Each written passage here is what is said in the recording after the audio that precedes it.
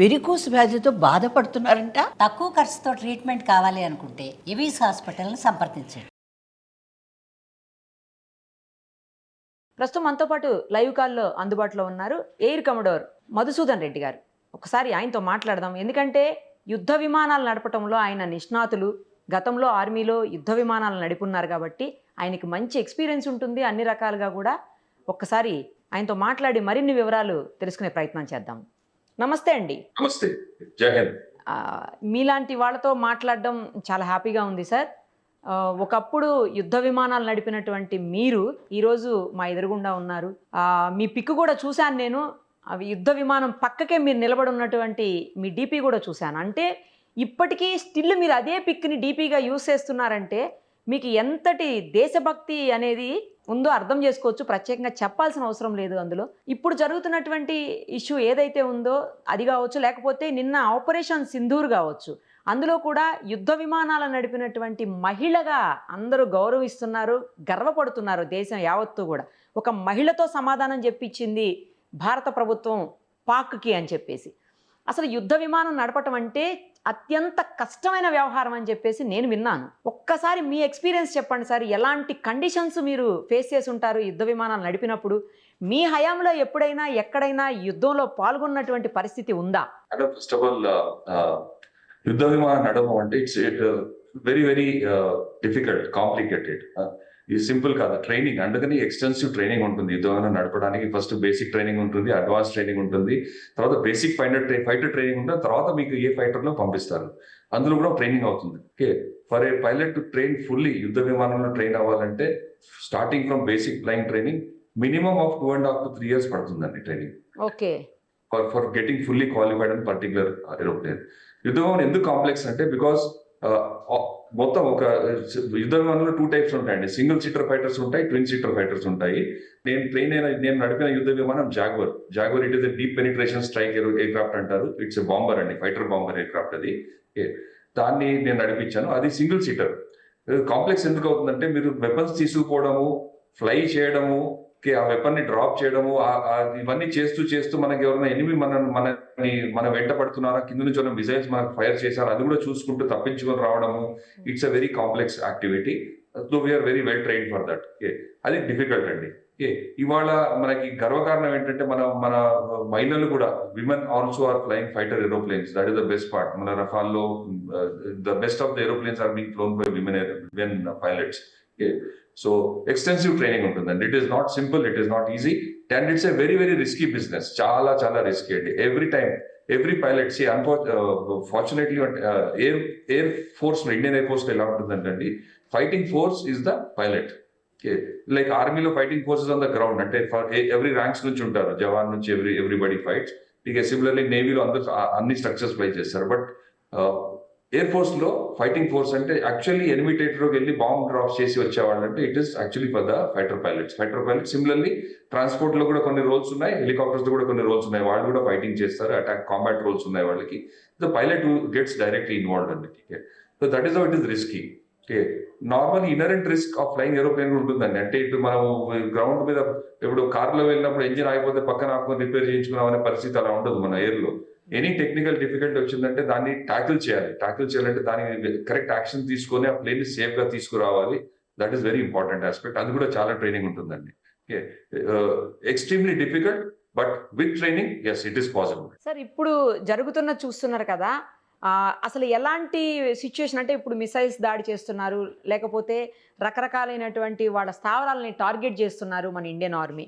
So ఇది ఎలా చేస్తారు? అంటే యుద్ధ విమానాలని ఉపయోగించి చేస్తారా, లేకపోతే వేరే రకంగా చేసే అవకాశం ఉంటుందా సార్? అసలు అటాక్ చేయడానికి వేరియస్ ప్రొసీజర్స్ ఉన్నాయి. డైరెక్ట్లీ యుద్ధ విమానం వెళ్ళి మన బాంబ్ డ్రాప్ చేసి రావడము. సెకండ్లీ సర్ఫేస్ టు సర్ఫేస్, అంటే సర్ఫేస్ టు సర్ఫేస్ వెపన్స్ ఉన్నాయి. మన గ్రౌండ్ నుంచి ఫైర్ చేస్తే కొన్ని వందల కిలోమీటర్లు వెళ్ళి అక్కడ ఫైర్ దాన్ని అటాక్ టార్గెట్ ని డిస్ట్రాయ్ చేయడము. అది కాకుండా డ్రోన్స్ అని ఉన్నాయి. డ్రోన్స్ కూడా మనం వదిలేసి వాళ్ళు లాయిటరింగ్ మ్యూనిషన్ అంటారండి. వాళ్ళు వెళ్ళి పైన వెయిట్ చేస్తూ ఉంటాయి డ్రోన్స్. అవి ఎప్పుడైతే మనం ఏదైనా మనకు కావాల్సిన టార్గెట్ ని మనం డిసైడ్ చేసి అసైన్ చేస్తే అది దాన్ని డైరెక్ట్ గా దాన్ని దేర్ కాల్డ్ కామికాజీ డ్రోన్స్ అని అంటారు, లేకపోతే దే ఆర్ వెపనైజ్డ్ డ్రోన్స్ అండి. అవి వెళ్ళి వాటి control they are remotely controlled or they are autonomous అంటే వదిలేస్తే అవి వెయిట్ చేస్తుంటాయి. ఇప్పుడు మనకి చెప్పిన టార్గెట్ బయటకు వచ్చే వెయిట్ చేసి అది రాగానే టార్గెట్ దొరకగానే లాక్ ఆన్ చేసి వెళ్ళి అటాక్ చేస్తాయి. కంట్రోల్ డ్రోన్స్ ఎలా ఉంటాయంటే మేము గ్రౌండ్ కంట్రోల్ స్టేషన్ ఉంటుంది, అందులో కూర్చొని మనం కంట్రోల్ చేయొచ్చండి ఆ డ్రోన్ ని. మనకు కావాల్సిన టార్గెట్ లాక్ చేస్తే వెళ్ళి దాని మీద డిస్ట్రక్ట్ అయిపోతుంది. దానికి ఒక పేలోడ్ ఉంటుంది, ఒక సర్టన్ అమౌంట్ ఆఫ్ ఎక్స్ప్లోజివ్ ఉంటుంది, దాని వెళ్ళి ఎక్స్ప్లోడ్ అవుతుంది. వేరియస్ కైండ్స్ ఆఫ్ డ్రోన్స్ ఉన్నాయి. ఈ అటాక్ డ్రోన్స్ లో కూడా డిఫరెంట్ టైప్స్ ఉన్నాయి. హై స్పీడ్, మీడియం స్పీడ్, లో స్పీడ్, డిఫరెంట్ లాయిటర్ మ్యూనిషన్, చాలా టైప్స్ లో ఉంటాయండి. Okay, that is one way of doing it. Okay, మీరు ఇందాక చెప్పారు sir fighting aeroplane single seat ఉంటుంది, లేదంటే డబుల్ సీటర్ కూడా ఉంటుంది అని చెప్పేసి. మీరు సింగిల్ సీటర్ది మూవ్ చేసేవాడిని అని చెప్పారు కదా. Yes. సో డబుల్ సీటర్ ఉన్నప్పుడు ఈజీ అవుతుందా మనం కింద వాళ్ళకి అంటే వెపన్స్ ఇవ్వడం కానీ, లేకపోతే టార్గెట్ని రీచ్ చేయడం కానీ, లేదు అంటే ఏదైనా ఇష్యూ వచ్చినప్పుడు దాన్ని ఓవర్కమ్ చేయటం కానీ? 2 సీటర్ అయితే ఈజీ అవుతుందా సార్? అంటే ఇంకో పర్సన్ ఉంటారు కాబట్టి. 2 సీటర్లు ఏంటంటే ఇద్దరు పర్సన్, వెనక కూర్చున్న person is called weapon systems operator. Okay, అంటే వెపన్స్, ఎందుకంటే మల్టీ రోల్ ఏరోప్లేన్స్ ఏవైతే ఉంటాయో, మల్టీ రోల్ అంటే it is not only ground attack. Jaguar అనేది ఇట్స్ గ్రౌండ్ అటాక్ రోల్ అండి. అది వెళ్ళి వెపన్స్ డ్రాప్ చేసి రావడము. Multi role is air defence aircraft, it is offensive air defence, defensive air defence అని ఉంటాయి. లేదు వెళ్ళి వెపన్స్ డ్రాప్ చేసి రావాలి. మల్టీ రోల్ ఏరోప్లేన్స్ లో రోల్స్ ఎక్కువ ఉంటాయి కాబట్టి, వెపన్స్ ఎక్కువ ఉంటాయి కాబట్టి ఇద్దరు పర్సన్స్ అవసరం. సో వెనకాల కూర్చున్న అతను call is weapon systems operator అంటారు. వెపన్ సిస్టమ్ ఆపరేటర్ ఈ లుక్స్ ఆఫ్టర్ అన్ని వెపన్ సిస్టమ్స్ చూడడం. ప్లస్ ఫ్రంట్ ముందు కూర్చున్న pilot is not only piloting అండి. ఉట్టి పైలటింగ్ ఒకటే రోల్ ఉండదు. మనం మనం ఎనిమి టెరిటరీలోకి వెళ్తున్నప్పుడు మనకి అక్కడ ఎనిమి వాళ్ళు కూడా ఏం చేస్తారు, మనం రానియకుండా ఉండాలని వాళ్ళ ఏరోప్లేన్స్ పంపిస్తారు, వాళ్ళ ఎయిర్ డిఫెన్స్ ఏరోప్లేన్స్ మన వైపు పంపిస్తారు మిసైల్స్ తో. దాన్ని డిటెక్ట్ చేయడము, దాని వైపు మనం దాన్ని లాక్ ఆన్ చేయడము, దాని వైపు కాంబాట్ లో ఎంగేజ్ అవ్వడం ఉంటుంది. కాంబాట్ లో ఎంగేజ్ చేసి దాన్ని ఓవర్కమ్ చేసి మనం చేసే టాక్టిక్స్ ఓవర్కమ్ చేసి మన వెపన్ ఫైర్ చేయాలి. Air to air weapon fire చేసి దాన్ని డిస్ట్రాయ్ చేసి ముందుకు వెళ్ళాలి. ఇలా రోల్స్ ఉంటాయండి. సో స్పెసిఫిక్ రోల్స్ ఉంటాయి. ట్విన్ సీటర్ అయినా సింగిల్ సీటర్ అయినా కాంప్లెక్సిటీ అంతే ఉంటుంది, రిస్క్ ఫ్యాక్టర్ అంతే ఉంది. ఓకే, మీరు ఎన్ని సంవత్సరాలు వర్క్ చేశారు సార్ యుద్ధ విమానాన్ని నడిపే పనిలో? ఎన్ని సంవత్సరాల పాటు ఉన్నారు మీరు? నేను ట్రైనింగ్ మొదలుపెట్టింది 1988 లో మొదలు పెట్టానండి. 88 జూన్ లో మొదలు పెట్టేసి ట్రైనింగ్ అయిన తర్వాత యుద్ధ విమానం నడపడం మొదలు పెట్టింది 88 లో ట్రైనింగ్ మొదలుపెట్టి 89 లో కమిషనింగ్ అయిపోయిందండి. 1990 లో యుద్ధ విమానాలు నడపడం మొదలు పెట్టాను. అప్పటి నుంచి ఎంత కాలం నడిపారు సార్? అప్పటి నుంచి 2019 వరకు నడిపాను. అంటే ఆల్మోస్ట్ 19-20 ఇయర్స్ నడిపారు. మధ్యలో ఇట్ ఇస్ నాట్ కంటిన్యూస్, అంటే మధ్యలో మనం ఫ్లైయింగ్ మొదలు పెట్టడం ఎలా ఉంటుందంటే, ఇనిషియల్లీ యంగ్ గా ఉన్నప్పుడు you are there continuously available in particular spot, totally flying చేస్తుంటాము. As you go senior responsibilities పెరుగుతుంటాయి, రోల్స్ చేంజ్ అవుతుంటాయి కాబట్టి you go from one place to another. Okay, ఆ టైంలో అంటే మీరు వర్క్ చేసినటువంటి పీరియడ్లో, మీరు ఆపరేట్ చేసిన పీరియడ్లో ఏదైనా ఎప్పుడైనా యుద్ధంలో ఎక్కడైనా పాల్గొన్న సందర్భాలు ఉన్నాయా సార్? మేడం, యుద్ధంలో డైరెక్ట్లీ పాల్గొనలేదు. కార్గిల్ ఆపరేషన్స్ లో మేము అలాగైనా సరే, అలా అయినా పర్వాలేదు, ఇండైరెక్ట్ గా చేసింది ఉంది. కానీ ఇప్పుడు జరిగేది లైక్ డైరెక్ట్ అంటే కార్గిల్ లో Jaguars participation was indirect participation. Similarly direct participation ఉన్న ప్లేయర్లు ఉన్నాయి, వాళ్ళు డైరెక్ట్ గా వెళ్ళి వెపన్స్ వేసేసి మనము డిస్ట్రాయ్ చేసి వచ్చాము. అది లాజిస్టిక్స్ స్టేట్స్ ని డిఫరెంట్ రోల్. మేము ఇండైరెక్ట్ గా కూడా వేరియస్ రోల్స్ చేసామండి. అంటే మనం ఏంటి వెళ్ళేసి వాళ్ళ ప్లేన్స్ ని టేక్ ఆఫ్ అయ్యేటట్టు చేయడం, వాటర్ దాకా వెళ్ళి వాళ్ళని కవించడం, వాళ్ళ ప్లేన్స్ టేక్ ఆఫ్ అయ్యేటట్టు చేయడం, మన ఎయిర్ డిఫెన్స్ ఎయిర్క్రాఫ్ట్ వాటిని చూస్ చేయడానికి ప్రయత్నం చేయడం, అలాంటివి కూడా రోల్స్ ఉంటాయి, అవి చేసాం. కొన్నిసార్లు డికాయ్ రోల్స్ అని ఉంటాయి. డికాయ్ రోల్స్ అంటే ఫైటింగ్ ఓ వైపు నుంచి చేస్తుంటాం, ఇంకో వైపు నుంచి యాక్చువల్లీ మనం వెళ్తున్నట్టు ముందు ప్లేన్ పంపిస్తాం వాటర్ వైపు. వాళ్ళు చూసి ఏమనుకుంటారు, అటాక్ చేయడానికి వస్తున్నారు అనుకుని వాళ్ళ అటెన్షన్ డైవర్ట్ అయినప్పుడు వేరే సైడ్ నుంచి మనం ప్లేన్ పంపిస్తాం. డికాయ్ లాగా కూడా యాక్ట్ చేయొచ్చు. సో ఇలాంటి రోల్స్ చేసామండి కార్గిల్ ఆపరేషన్స్ లో. ఆ తర్వాత వి హాడ్ ఆపరాక్రమ్ టైంలో డిప్లాయ్ ఉన్నాం. It was only intensive training. ఆ టైంలో there was no combat operations per se. Okay sir, ఇప్పుడు మీరు చూసిన పీరియడ్కి అంటే మీరున్న టైంకి ఇప్పుడు లేటెస్ట్ అడ్వాన్స్డ్ యుద్ధ విమానాలకి ఏమన్నా డిఫరెన్స్ ఉందా సార్? అంతే ఉన్నాయా? పెద్దగా ఏమీ డిఫరెన్స్ లేదా అప్పటికి ఇప్పటికి? మేడం, ప్రతి విమానం మనం తీసుకున్న ప్రతి విమానం కూడా మన టెక్నాలజీ సమయం పెరిగే కొద్దీ టెక్నాలజీ డెవలప్ అవుతూనే ఉంటుంది. అవుతుంది. మనం దాని ప్రకారం మన టెక్నాలజీ డెవలప్మెంట్ చేసినంత ప్రకారం మనం కూడా అప్డేట్ చేస్తూ ఉండాలి మెయిన్లీ. సో అందులో వేరియస్ మోడిఫికేషన్స్ అవుతుంటాయి. సపోజ్ ఇప్పుడు మనం కొన్నప్పుడు ఒక వెపన్ సిస్టమ్ ఉందండి, ఆ వెపన్ సిస్టమ్ అయిపోయింది, దాని లైఫ్ అయిపోయి అది దాని ఆబ్సలీట్ అయిపోయింది, కొత్త వెపన్ సిస్టమ్ వచ్చింది. దాని వెపన్ సిస్టమ్ మన పైన ఇంటిగ్రేట్ చేయడానికి మళ్ళీ మనం విగోట్ సిస్టమ్ మన దగ్గర ఎయిర్క్రాఫ్ట్ సిస్టమ్ టెస్టింగ్ ఎస్టాబ్లిష్మెంట్ అని AST అని ఉంటుంది. వాళ్ళ పని ఇదేనండి. అంటే కొత్తగా వచ్చి డెవలప్ అయింది, దాన్ని మళ్ళీ మాడిఫై చేయడం, ట్రయల్స్ చేయడం, దాన్ని క్లియర్ చేసిన తర్వాత మళ్ళీ వెపన్ సిస్టమ్ ని ఫ్లీట్ లోకి తీసుకొచ్చేస్తాం. అలా నడుస్తుంటాయి.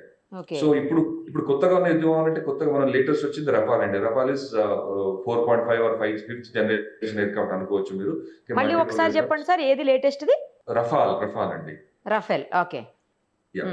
That is the latest generation. అది కూడా కొంతకాలం క్రితమే వచ్చినట్టుంది కదా సార్ రఫేల్ కూడా. ఇప్పుడు అంటే 2-3 years అయితే కాదు, ఈ 2-3 years లోనే వచ్చింది. అంటే ఉన్నది అంత ముందు నుంచి ఉంది.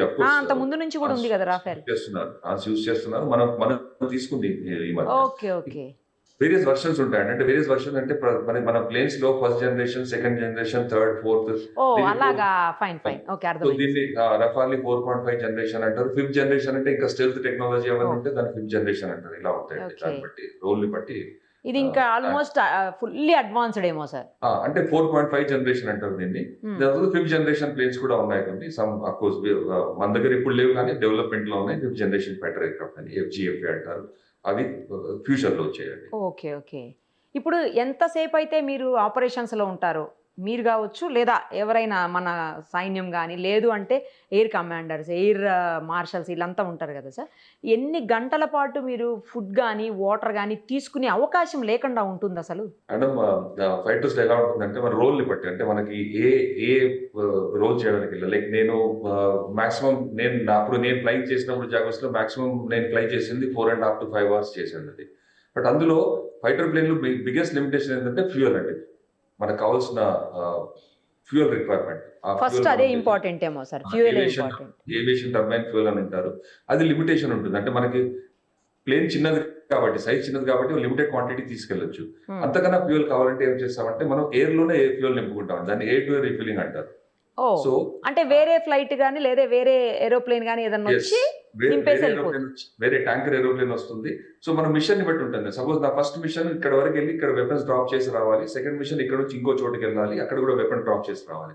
సో ఫస్ట్ మిషన్ అయిపోయిన తర్వాత సపోజ్ ఫ్యూయల్ అంటే క్యాలిక్యులేట్ చేసి చూసుకున్నాం, ఫ్యూయల్ సరిపోదు అని అనుకుంటే అప్పుడు దాని ప్రకారం ప్లాన్ చేస్తారు. మనం మిషన్ అయిపోగానే ఒక చోటుకి వస్తే అక్కడ మనకి ఎయిర్ టు ఎయిర్ రిఫిల్లింగ్ ఏరోప్లేన్ ఉంటుంది, అక్కడ లాటర్ చేస్తుంటుంది. మనం వెళ్ళి దాన్ని ప్లగిన్ చేసుకొని ఫ్యూయల్ నింపుకొని నెక్స్ట్ మిషన్కి వెళ్ళిపోతాం. అలా presently we are capable of flying for 8 to 10 hours easily. అంటే మన ప్లేన్స్ అంటే of course with air to air refueling మనకున్న ఆల్మోస్ట్ అన్ని ఫైటర్ ప్లేన్స్ కూడా they are capable of this. మీరు ఎక్కడ ఆపరేషన్స్ లో ఎట్ సైడ్ ఉన్నా కూడా మన అంటే ఎవరైతే హెడ్స్ ఉంటారో వాళ్ళతో కనెక్ట్ అయ్యి ఎప్పటికప్పుడు ఇన్ఫో ట్రాన్స్ఫర్ చేసుకుంటూనే ఉంటారా సార్? yes, 100%. అన్ని we got మనకి ఎలా ఉంటుందంటే మనం ఏరోప్లేన్ సపోజ్ నేను వెళ్తున్నాను అనుకోండి, we got something called data linking. నేను ఒక టార్గెట్ పికప్ చేశాను అనుకోండి, నా దగ్గర వెపన్ లేదనుకోండి, ఆ టార్గెట్ నా దగ్గర ఉన్న డేటా నేను నెక్స్ట్ నా దగ్గర ఉన్న ఇంకో నా వింగ్ మ్యాన్ కానీ ఇంకో సెకండ్ ప్లేన్ ఉంటుంది, వాళ్ళ ఎవరి దగ్గర వెపన్ ఉందో వాళ్ళకి డేటా ట్రాన్స్మిట్ చేయొచ్చు. వాళ్ళు అటాక్ చేస్తారు. నేను టార్గెట్ వచ్చేసి వాళ్ళకి ఇన్ఫర్మేషన్ ఇస్తాను, వాళ్ళు అటాక్ చేస్తారు. ఇలాంటి డేటా లింకింగ్ ఉంటుంది కంటిన్యూస్లీ. ఇంకొకటి మనం ఫ్లైంగ్ చేసేటప్పుడు ఎయిర్బోర్న్ కంట్రోల్ ఏవాక్స్ అంటారు, ఎయిర్బోర్న్ AWC ఆర్ ఏవాక్స్ అంటే అవేంటంటే వాళ్ళు మనం ఎనిమి టెరిటరీలోకి వెళ్ళినప్పుడు మనం కవర్ చేస్తుంటారు. ఇక్కడ నుంచి వాళ్ళకి చూస్తుంటారు, అవతల రెడార్ చూసి అవతల ఎనిమి యాక్షన్ ఉందంటే మనకి చెప్తారు, అక్కడ నుంచి టేక్ ఆఫ్ అయ్యారు, ఇటువైపు నుంచి వస్తున్నారంటే మనం వాళ్ళు ట్యాకిల్ చేయడం ఈజీ అవుతుంది. అంటే అదే మీకు ఏదైనా ప్రమాదం పొంచి ఉంది అంటే ఇన్ఫర్మేషన్ వాళ్ళకి వెళ్తుందా అనేది ఇక్కడ పాయింట్ సార్, ఇమీడియట్ గా. ఇమీడియట్. ఇంకోటి గ్రౌండ్ సిచ్యువేషన్ ఒక్కోసారి మనం టేక్ ఆఫ్ అయినప్పటి నుంచి సపోజ్ నేను ఇప్పుడు టేక్ ఆఫ్ అయ్యాను 1 hour తర్వాత అటాక్ చేయాలి, అంటే 1 hour తర్వాత వెపన్ డెలివరీ చేయాలి. ఈ 1 hour లో సిచ్యువేషన్ చేంజ్ అయింది అనుకోండి, ఆ ఇన్పుట్ కూడా నాకు వస్తుంది. సపోజ్ నేను ఇప్పుడు ఒక టార్గెట్ డిస్ట్రాయ్ చేయడానికి వెళ్ళానండి, ఆ టార్గెట్ మూవ్ అయిపోయింది అక్కడ నుంచి, మూవ్ అయింది అనుకోండి అక్కడ నుంచి. సపోజ్ ఆ టార్గెట్ నేను వెళ్లే లోపల టేక్ ఆఫ్ అయిన తర్వాత 1/2 hour తర్వాత దాన్ని అక్కడ నుంచి వేరే చోటికి మూవ్ చేశాను. యాక్చువల్లీ నేను వెళ్తే అక్కడ నాకు కనిపిది, అప్పుడు దొరకదు దాకా. సో ఆ ఇన్ఫర్మేషన్ ఏం చేస్తారు, మన ఇంటెలిజెన్స్ సోర్సెస్ వాళ్ళ ఇన్పుట్ పికప్ చేసుకొని మన ప్లాట్ఫామ్స్ తో శాటిలైట్ ఉండొచ్చు, మన ఏరోప్లేన్స్ ఉండొచ్చు, డ్రోన్స్ ఉండొచ్చు, వాటితో వచ్చిన ఇన్పుట్ ఏం చేస్తారంటే మళ్ళీ నాకు ట్రాన్స్మిట్ చేస్తారు. సో నా ఓకే దగ్గర నా సిస్టమ్ లో టార్గెట్ పొజిషన్ చేంజ్ అవుతుంది. సేమ్ థింగ్ నాకు ఇన్ఫర్మేషన్ వస్తుంది, టార్గెట్ పొజిషన్ చేంజ్ అయింది. సో ఎయిర్ లో నేను క్యాలిక్యులేట్ చేసుకుంటాను, నాకు ఇక్కడ నుంచి ఇక్కడ షిఫ్ట్ అయింది కాబట్టి నేను రూట్ ఎలా చేంజ్ చేసుకోవాలి, నాకు ఎంత టైం పడుతుంది, ఏ వెపన్ ఎలా వాడాలి, ఏ విధంగా అటాక్ చేయాలి అనేది ఆ ప్లాన్ చేసుకుంటాను while in the air. Okay okay so continuously data linking ఉంటుంది. సార్ ఒకటి చెప్తుంటారు ఏంటంటే కొన్ని ప్లేసెస్లో కొన్ని జోన్స్లో లేదా కొన్ని జోనర్స్లో మన యుద్ధ విమానాలు వెళ్ళినా కూడా అవతల శత్రు దేశాలకో లేదా ఎనిమీస్ ఎవరైతే ఉంటారో ఆర్మీకో అవి కనిపించకుండా ఉండేటువంటి సిస్టమ్ ఉంటుంది అని చెప్పేసి, అది నిజమేనా? నిజమేనండి, దాన్ని స్టెల్త్ టెక్నాలజీ అంటారు మేడం. స్టెల్త్ అంటే either composite fibre composite structure తో తయారు చేసిన స్ట్రక్చర్ ఉంటుంది, ఏరోప్లేన్ స్ట్రక్చర్ ఉంటుంది. దానికి ప్లస్ దానికి వేరియస్ టైప్స్ ఆఫ్ ఉంటుంది. ర్యామ్ అండ్ ర్యాప్ అంటారు, రెడార్ అబ్జార్బెంట్ మెటీరియల్ అంటారు, రెడార్ అబ్జార్బెంట్ పెయింట్ అంటారు. ఇలాంటివి వాడితే ఏమిటంటే నార్మల్లీ రెడార్ సిగ్నల్ ఏంటంటే మనం డిటెక్ట్ చేయాలంటే ఫస్ట్ మనకి తగిలి రిఫ్లెక్షన్ వెనక్కి వెళ్తుంది, మళ్ళీ వెళ్ళినప్పుడు దాని ద్వారా తెలుస్తుంది ఇక్కడ టార్గెట్ ఎక్కడ ఉంది, ఏ స్పీడ్ లో ఫ్లై చేస్తుందని. దీనిలో ఏమవుతుందంటే మన మీద వచ్చిన రెడార్ పల్స్ ఏదైతే ఉంటుందో, ఎలక్ట్రోమాగ్నెటిక్ పల్స్ అయితే ఉంటుందో మన ప్లేన్ మీద పడి అది అబ్జర్వ్ అయిపోతుంది, అది రిఫ్లెక్ట్ అవ్వదు. సో తెలియదు, అందుకని మనం ఫ్లై చేస్తున్నా అక్కడ ప్లేన్ ఉన్న సంగతి తెలియదు. అలాంటి టెక్నాలజీ కూడా ఉందండి. అదర్ టెక్నాలజీస్ అంటే మనకు ఆ టెక్నాలజీ స్టెల్త్ లేకపోతే మనం వెళ్ళలేమో అనేది కాదు. స్టెల్త్ లేకపోతే ఇంకా ఉంటాయి. మన ఎలక్ట్రానిక్ వార్ఫేర్ సిస్టమ్స్ ఉన్నాయండి. Electronic warfare is totally complex subject by it self. Electronic warfare systems ఉంటాయి నా దగ్గర. అవి కూడా ఇలాంటి ప్రొవిజన్ చేస్తాయి. అంటే ఇదర్ రాంగ్ ఇన్ఫర్మేషన్ ఇవ్వడం, లేకపోతే ఇన్ఫర్మేషన్ ఇవ్వకపోవడం. వచ్చిన ఎలక్ట్రోమాగ్నెటిక్ పల్స్ ని నేను కొద్దిసేపు ఆపేసి వదిలేశాను అనుకోండి, అంటే అది మైక్రో సెకండ్స్ మిల్లీ సెకండ్స్ లో ఉంటుంది ఆ టైం అండి. సో దానికి వాళ్ళకి ఏమనిపిస్తుంది, డిస్టెన్స్ చాలా దూరం ఉందిలే ఇంకా అని అనిపిస్తుంది. యాక్చువల్లీ నేను దగ్గర ఉంటాను. ఇలాంటి కూడా సిస్టమ్స్ ఉన్నాయి, electronic warfare systems. Full the enemy radars. Sir ఇప్పుడు మనం ఎయిర్, గ్రౌండ్, నేవీ 3 అంటే త్రివిధ దళాల్లో కూడా మనం టాప్ మోస్ట్ ప్లేస్ లో ఉన్నాం. అసలు అందులో ఎలాంటి డౌట్ కూడా లేదు కదా సార్? అసలు అందులో డౌట్ లేదండి, అందులో there is definitely no doubt. Whether it is aircraft systems, whether it is ground based with the army or it is the ships with the navy, the carriers ఉన్నాయి మన దగ్గర. we are having top best of the aeroplanes in the carriers, weapon systems కూడా. మనకి weapon systems we can launch అంటే మన coordination ఎలా ఉంటుందంటే 3 services లో సపోజ్ డిసైడ్, మనం ఇప్పుడు చేస్తున్న అటాక్స్ అలాగే ఉన్నాయి, డిసైడ్ చేసుకుంటాం ఏంటి, ఒక సీ లోంచి వస్తే నువ్వు ఏ టార్గెట్ తీసుకోవాలి, ఎయిర్ లో వెళ్తే ఏ టార్గెట్ తీసుకోవాలి, గ్రౌండ్ లో ఏ టార్గెట్ తీసుకోవాలి, ఓ టార్గెట్ లిస్ట్ అనేది తయారు చేసుకుని ముందే మనం గ్రౌండ్ లోనే డిసైడ్ అయిపోతుంది ఇది మనం చేసే పని ఈ టైం అని చెప్పేసి. మీరు అది మొన్న చూసారు కదా, మీరు 9 targets destroyed with in 23 minutes, 25 minutes within. So imagine the coordination, ఎంత కోఆర్డినేషన్ ఉంటుందో మీకు.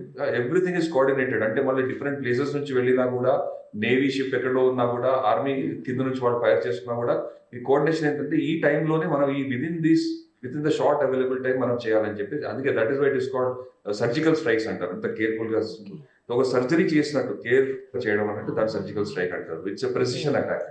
ఇంకోటి ఏంటంటే very important, not collateral damage. ఎప్పుడన్నా మనం వెపన్ ఫైర్ చేసినప్పుడు సివిలియన్ పాపులేషన్ ఎఫెక్ట్ అవుతుంది. ఓకే, సివిలియన్ ఎట్టి పరిస్థితుల్లో వాళ్ళు టార్గెట్ కాకూడదు, వాళ్ళకి ఏ ఎఫెక్ట్ అవ్వకూడదు. ఇది మన ఒక సిద్ధాంతం అండి. As a country we believe in this. అంటే మనకి యుద్ధం చేసేది మనం వాళ్ళ army, navy, air force, arm forces తప్పితే సివిలియన్స్ తో కాదు. సివిలియన్స్ కి హాని జరగకూడదు. They are all innocent people. Civilians వాళ్ళకి హాని జరగకూడదు, అది మన సిద్ధాంతం. కానీ ఆ బుద్ధి పాకిస్తాన్ కి లేదు కదా సార్? లేదు, అన్ఫార్చునేట్లీ లేదండి. వాళ్ళు చేసేదంతా మన సివిలియన్స్ మీద అటాక్ చేస్తున్నారు. దాని వల్లే కదా వాళ్ళ ఈ పరిస్థితి వచ్చింది. ఎస్, వాళ్ళు ఆర్మ్ ఫోర్సెస్ ని చేయలేక, వాళ్ళు మన ప్రోగ్రెస్ చూడలేక, మన దేశంలో మన దేశం ప్రోగ్రెస్ చూడలేక, మనకు వచ్చే రికగ్నిషన్ చూడలేక వాళ్ళు పని చేస్తున్నారు. బట్ అన్ఫార్చునేట్లీ అది కూడా బెడ్స్ సార్ వాళ్ళు చేసిన ప్రయత్నం. చాలా క్లియర్ గా ఎక్స్ప్లెయిన్ చేశారు సార్ అన్ని కూడాను. Thank you sir, thank you so much. Thank you. జై. సుమన్ టీవీలో మీ పర్సనల్ అండ్ బిజినెస్ ప్రమోషన్స్ కోసం కింది నెంబర్కి కాంటాక్ట్ చేయండి.